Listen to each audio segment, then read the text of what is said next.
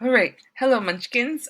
So we're gonna get started with our last lecture in terms of content for this unit, and then after that, you will have your second assessment for this school year. So today we're going to be learning about what is known as the era of good feelings. So this era in particular is important because we're going to see the rise of a lot of American nationalism and us like really establishing ourselves as a powerful country. Um, as one of the more powerful countries in the world. So the era of good feelings starts off with what is known as the War of 1812. So we have Britain and France once again are at war, and only this time you have, well, not this time, but again you have Britain who is beginning to interfere with a lot of like U.S. Relationships. So and the way that they do it this time is that they begin to blockade the U.S. trade to France, and they begin to arm Native Americans. So they're explicitly like trying to get the United States to be involved in the war because they don't want France and the US like having that relationship because they know that it would be detrimental to the British themselves. So they begin to arm Native Americans, and that's going to be bad, especially since if you recall from last lecture, like we just bought the Louisiana territory. So you have a lot of a lot of people who are moving into the western parts of the US. So that means that there's going to be even more conflict now with the Native Americans. So this war is going to become extremely unpopular, especially in New England, because again, like if you recall back to like the first couple presidents, like they did do their best to kind of like stay out of war. Like you remember how you have people like George Washington who are warning us um that we shouldn't get involved in international affairs, yet here is the US like kind of getting into this war, and a lot of people kind of see it as a necessary. So this is going to be known as Mr. Madison's War because James Madison is the president at the time. But eventually, we are like once the war is over, we sign what is known as the Treaty of Ghent, and that's gonna like the Treaty of Ghent is extremely important because like it's yes, we won the revolution against the British, but this is gonna mark like complete independence, right? Like this is the last time that the British are going to mess with America. Because like we finally defeated them like fair and square in war. So what's going to happen as a result of this is that it's going to spark like the fact that we beat the British again is going to spark a lot of nationalism amongst a lot of Americans. So there's going to be a lot of pride in country in particular. So that's going to kind of like that's what's going to fuel the era of good feelings for the most part. Okay. So, there are a couple of things that come from the War of 1812. So, for one, there's the growth of American nationalism, right? So, like, this is kind of our second war for American independence. So, again, you had the British who were trying to mess with us, but again, we were able to like defeat them, and that kind of like makes us, in our own eyes, better than them. It's also going to strengthen isolationism because now that we've made our mark in the world, we don't have to like really prove ourselves as a country anymore. Like we know that we as a country like have a strong military, have a strong navy, and have a strong government. Therefore we don't have to get involved in foreign affairs. It's going to increase a lot of westward migration, especially because now, like the territories that we attained from France in the Louisiana territory, those are now going to be ours. We because we already defeated the Native Americans who were there during the War of 1812, and now we've kicked out all the British and we kicked out the French from those territories too. So this is really important because like we've made our mark, right? And then that means that people are going to begin moving westward. That means that you're also going to get like a lot of population growth, and it means that people are going to start searching for other opportunities as well. And it's eventually going to lead to the growth of the U.S. industry. So the reason that our industries are going to grow is primarily because we were at war with the British. Remember, like, war they're expensive and whatnot. Now we're gonna actually rely less on Britain, and we're gonna be relying more on the things that are made here in America. So instead of like bringing in stuff from other countries, kind of like we do now with China, um, we're now going to be able to be really self-reliant on ourselves, and that's going to really boost a lot of economic growth. It's going to create jobs, it's going to increase wages, so that's going to be really really good for us.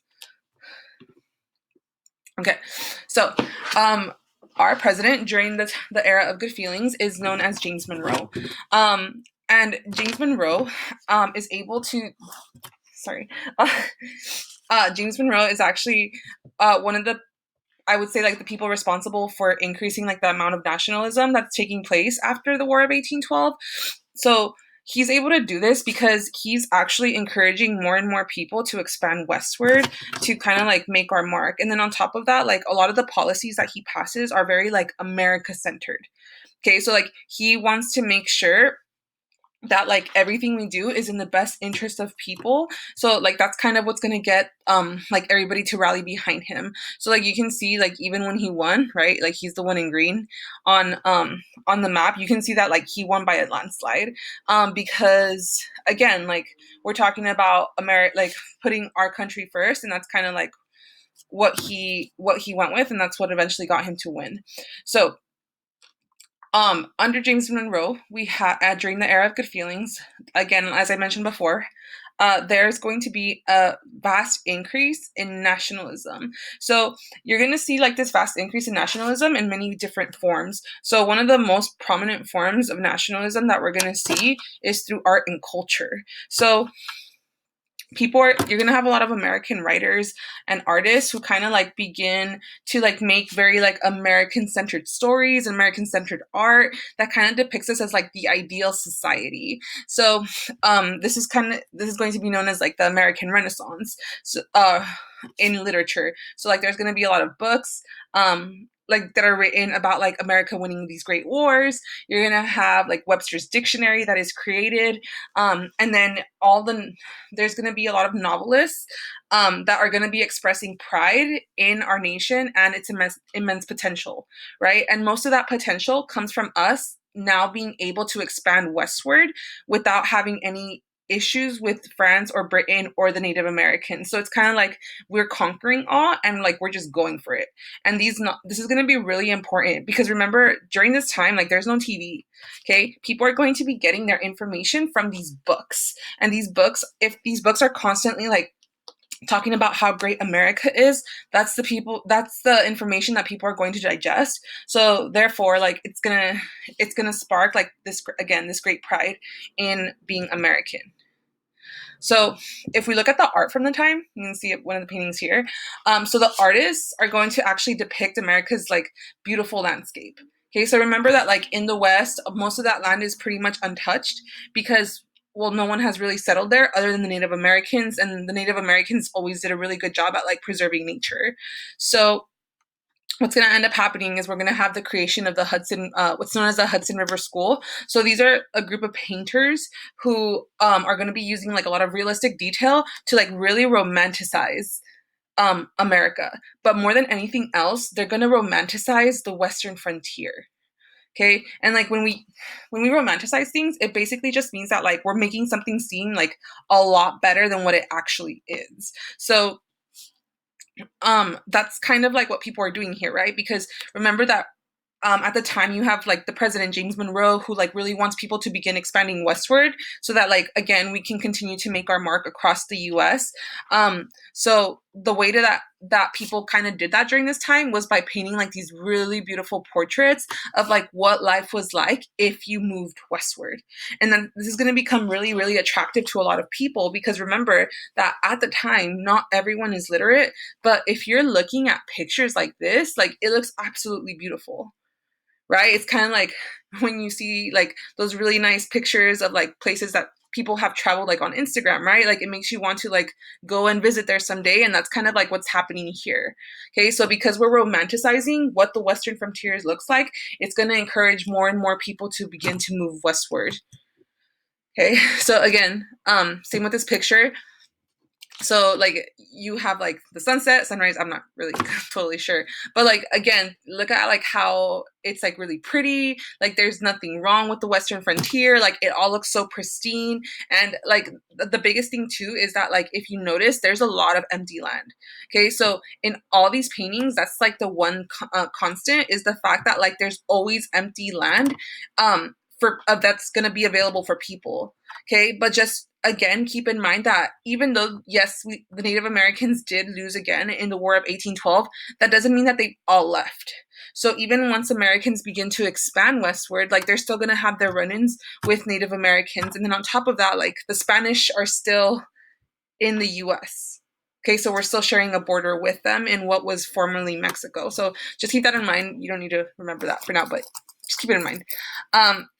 Okay, so the era of good feelings did mark a lot of political change. So it did increase the power of the national government. So if you recall, like if we go back to like Jefferson, he really was all about giving the power to states. But during the era of good feelings, we're going to see a lot more power go to government, primarily because we are expanding so much. Okay, we're expanding a lot, and then on top of that, like we just fought another war. Okay, so America, like because of nationalism, America really does believe in their government at this time. So like there's a lot of trust in them, which means that like they're going to be okay with government taking a little bit more power. So this is going to be like further fortified by John Marshall, who uses the Supreme Court to strengthen the national government in a famous court ruling known as McCulloch v. Maryland, where the Supreme Court establishes what are implied powers. So, implied powers are just basically like they're powers, like they're not specifically written in the Constitution, but like based on what the Constitution says, you can kind of imply that power is given to people. Okay, so this is gonna again expand the power of government, because that means that like they're based, like this is kind of giving them like free reign to interpret the Constitution however it is that they want. Okay, so again, that's like one of the major political developments of the time. In terms of the economy, so this is where we're gonna see like our economy become really like nationalized, which means that like we're not depending so much on foreign countries as much as we're depending on ourselves to produce things for us. And this is gonna be really, really good for all regions across the United States. So you're going to have the government that's encouraging industry and transportation to link the South, North, and West. So basically what we're going to have is like all three areas, like triangle, they're all going to be connected to each other in one way, in some way, shape, or form. So we have this man by the name of Henry Clay, who's known as the Great Compromiser, who wants to unify all northern, southern, and western economies, because he understands that if we do that, then that always benefits the U.S. citizens, because that means that we don't rely on foreign countries to like have everything for us. So what Henry Clay strives to do and does is he implements a tariff to encourage industry and limit manufactured goods. So basically what that means is that if you're from another country and you're trying to bring in stuff into the US, you're going to be charged a tax. Okay, so because they're like taxing your stuff that you're bringing in to sell into the United States, that means that now if you want to make a profit, you have to sell it for a lot more money. Okay, so that means that it's probably going to be cheaper to buy things that are made here in the US, because you don't have to pay for like them to be shipped across the Atlantic Ocean. Like you can pay a lot lower price because they were made here. And not only that, but that's going to really boost the economy, because that means that all the profits are going to come back to the US. So again, it's going to encourage a lot of industry, and it's going to limit a lot of manufactured goods. This is going to be especially important for like northern cities, because northern cities are where all the manufacturing is taking place. So now instead of like relying on European countries to do manufacturing for us, now the South can send like their cotton or whatever it is that they're producing to northern factories. The northern factories can like make clothes or whatever, and then just kind of like sell them across the United States. And again, like that's going to lead to things like job increases. They There's also going to be a lot of improvement in terms of roads and canals. So like there's going to be like this massive infrastructure that's created, and that's going to allow for like goods to move a lot faster. Okay, so like if we're improving roads, if we're improving our canals, that means that like ships can sail a lot faster, and then like horses or whatever can get from one place to another a lot quicker too. And then on top of that, we're also, because our economy is growing, and because the federal government is obtaining more power at the time, that also means that we are going to establish a second bank of the United States. And then, unlike the first bank, like there's not going to be much opposition. So this is going to be the first time in our country's history that we're going to have what's known as the American system, which is basically, like I mentioned beforehand, we're going to have we're gonna have things made in America by Americans and sold by Americans. So like again, like this goes back to like who's benefiting the most, and in this case it's the United States. So this is kind of what I was talking about, like that little triangle of trade earlier. So you have Western farms that are gonna grow the grains, all right? So over here we have like all the agriculture that's going on. Okay, so like they're growing corn, they're growing wheat, they're growing cows or whatever. So like all the food is being produced in the West, and then it's taken to like the northern and southern states. Okay, um, and then you have the southern cotton that's used in northern textile factories. So again, like the cotton that's produced in the south is sent up north, because remember that the north is a lot more industrialized. And they do have like a lot of more factories there, because they don't rely on as much on agriculture as the south does. So cotton's being sent here, and then the northern factories make the manufactured goods, and then they're sold throughout the country. Okay, so like win, win, win. Everybody's winning at this time. I sound like Donald Trump. Oh my God. Okay, so when it comes to foreign policy, like obviously beginning with the War of 1812, we established ourselves as a superpower. Okay, like we made it really, really clear that like no one messes with America, kind of thing. So you're gonna have President Monroe and Secretary of State John Quincy Adams, who are gonna use foreign policy to promote nationalism and territorial expansion. So basically, what we're gonna do is we're gonna take some of Britain's Canadian territory, and we're gonna get it for ourselves at the 49-degree line.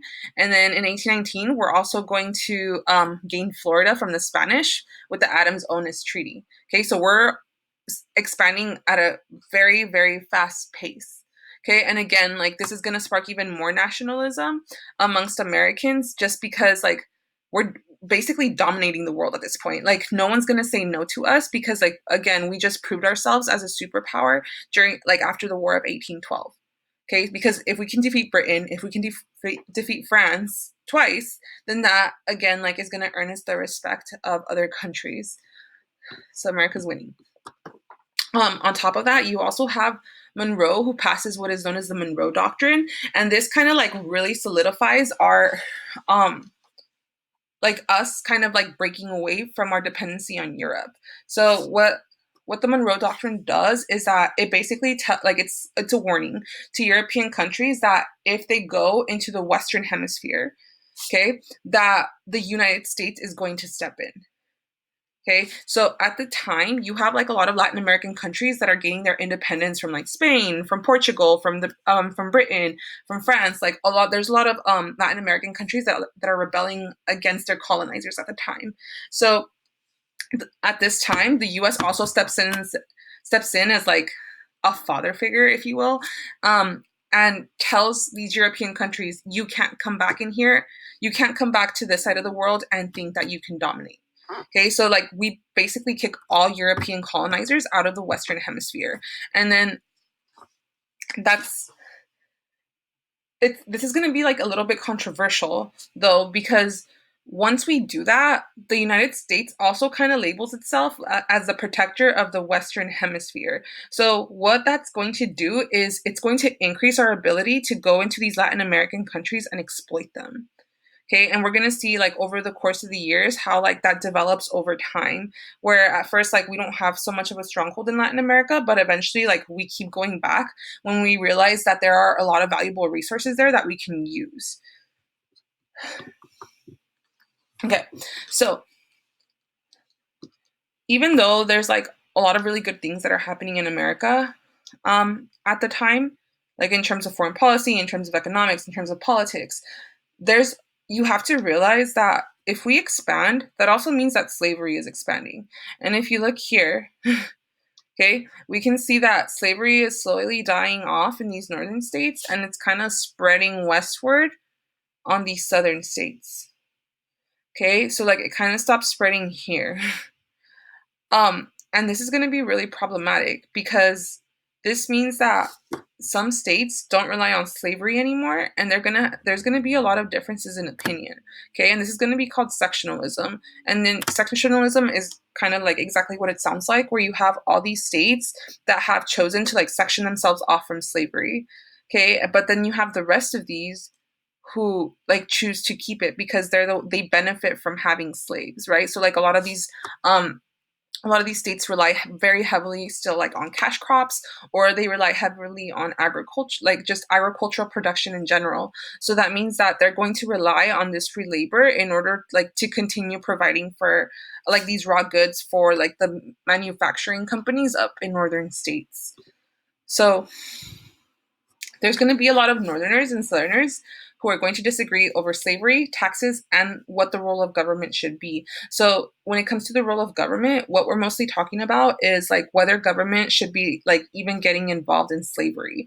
So, there's going to be a lot of disagreement with that. So, it's going to dominate politics for the next 40 years. Okay. And then even more so, like once we hit the Civil War, too. So, the reason that sectionalism, right, and slavery becomes such like an especially big thing, like it was already a big thing before, but like now it's going to become even more controversial, is because we're going to have like as we expand westward, that also means that there's going to be new states. And the Constitution doesn't say anything about what happens when we let in states in terms of like whether they should be allowed to have slavery or not. So there's a lot of Northerners that did not want Southern states to increase in power in the national government.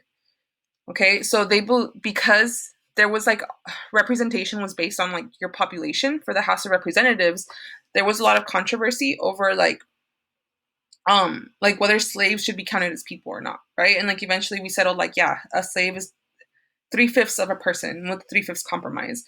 But now that now that we're expanding westward, more and more people are going to want to take their slaves into these western territories, and that's kind of where a lot of these northerners are going to have a problem. Okay, so their problem isn't like, oh my god, like you're holding people as property. That's not the problem here. Okay, their problem is representation and the fact that they do not want these southern states to have more power in government. Okay, so like this whole debate on slavery, like it's not a matter of like morals and like Americans feeling bad for or America like how much Americans love black people. This is more of it's a matter of power and who holds power in government. So eventually Missouri, wait, that's gonna end up like right there. Missouri is gonna apply to become a state to enter the US as its own independent state. However, it wants to come into the US as a slave state. And before Missouri becomes a state, we have exactly the same amount of slave states as non slave states. So there's balance. And this is what you're going to notice like the more and more we expand westward, like we're going to have a really hard time keeping that balance.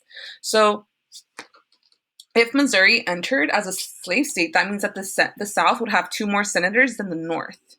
Okay, so this is going to cause a lot of controversy in when it comes to admitting Missouri as a state. So basically what we have Henry Clay, who is again the great compromiser, who's going to negotiate something known as the Missouri Compromise or the Compromise of 1820. So basically what's going to happen here is that he's going to work something out so that we are able to maintain that balance without us going like straight into war between the North and the South. That comes later. So what we're going to do is Missouri is going to be allowed to come into the Union as a slave state. But you also have Maine, that's up here, that used to be a part of Massachusetts. Maine is going to break from Massachusetts, and they're going to also enter as a free state. Okay, so now we have balance again. Okay, however, the whole logic here was like, well, how are we going to prevent this from like becoming a problem again in the future? Okay, so the solution here was that at the 3630 line, okay, but anywhere below that, slavery is allowed. Anywhere above that, no slavery. So this might seem fine at the time because again, like the US is still like it's not the size that it is now, but when we look at this, here's the 3630 line and it's going to run all the way across here. right? So like eventually when we win all this territory from the Spanish, think about the fact that America is going to be split like that. And if you look at how much territory is south of the 3630 line, it's not as much as the territory way up here. So that means that if we foreshadow, in theory, there will always be more free states than slave states. And this is going to cause a lot of problems. Again, like the more we expand westward, the more that we admit more and more states into the union, the worse off we're going to be because, again, like no one is coming up with an actual solution. Okay, all of this is compromise, compromise, compromise. So remember, like at the I mentioned this last week, but at the Constitutional Convention, we didn't really want to address slavery. So we said, well, we'll just wait until 1808 and then we'll address slavery. And then 1808 came around and Thomas Jefferson asked, well, what are we going to do about slavery? And so they banned the slave trade. Okay, they banned the international slave trade, but people ignored that. So now that we're expanding westward, the question comes up again, what are we going to do about slavery? Okay, so this Missouri Compromise is going to cause a lot of tension because there are politicians who kind of understand already that, like, crap, if we don't address slavery at some point, like, our nation is going to fall apart. Okay, because remember that there are so many people that rely on it that if we were to just like get rid of slavery cold turkey, like, our nation would implode. And it does. Okay, so this is kind of like, even though the era of good feelings like did really mark, like, it marked a lot of advancements for America, at the same time it's going to be the era that begins to break us apart. Okay, and like it's the era that's really going to set us up for the Civil War because like those tensions are starting to rise. Okay, it's becoming clearer and clearer that we can't just ignore slavery anymore. Okay, if our country gets bigger, it's something that needs to be addressed. And I believe that is all. Make sure you fill out your Google form. Thanks, y'all. Okay.